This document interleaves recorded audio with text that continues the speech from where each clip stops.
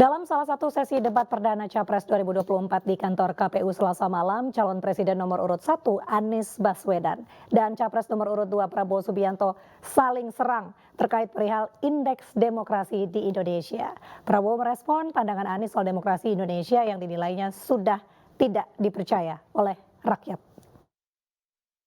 Kebijakan yang akan Anda lakukan untuk melakukan pembenahan tata kelola partai politik. Saya rasa lebih dari sekedar partai politik. Rakyat tidak percaya kepada proses demokrasi yang sekarang terjadi. Itu jauh lebih luas dari sekedar partai politik. Ketika kita bicara demokrasi, minimal ada minimal tiga nih.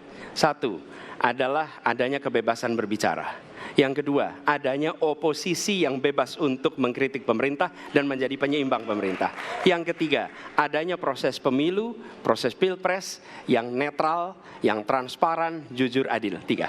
Dan kalau kita saksikan akhir-akhir ini, dua ini mengalami problem.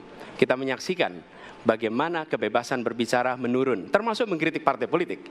Dan angka demokrasi kita menurun, indeks demokrasi kita. Ujiannya adalah besok. Bisakah pemilu diselenggarakan dengan netralitas, dengan adil, dengan jujur? Partai politik ini memerlukan biaya. Dan biaya politik selama ini tidak pernah diperhatikan di dalam proses politik. Untuk kampanye, untuk operasional partai, semua ada biayanya. Sudah saatnya pembiayaan politik itu dihitung dengan benar, ada transparansi, sehingga rakyat pun melihat ini institusi yang bisa dipertanggungjawabkan. Jadi salah satu reformnya adalah reform pembiayaan politik oleh partai politik. Mas Anies.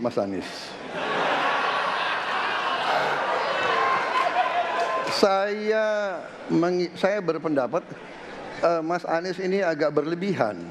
Mas Anies mengeluh tentang demokrasi ini dan itu dan ini. Mas Anies dipilih jadi gubernur DKI menghadapi pemerintah yang berkuasa.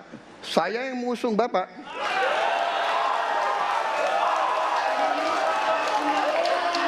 Kalau demokrasi kita tidak berjalan, tidak mungkin Anda jadi gubernur.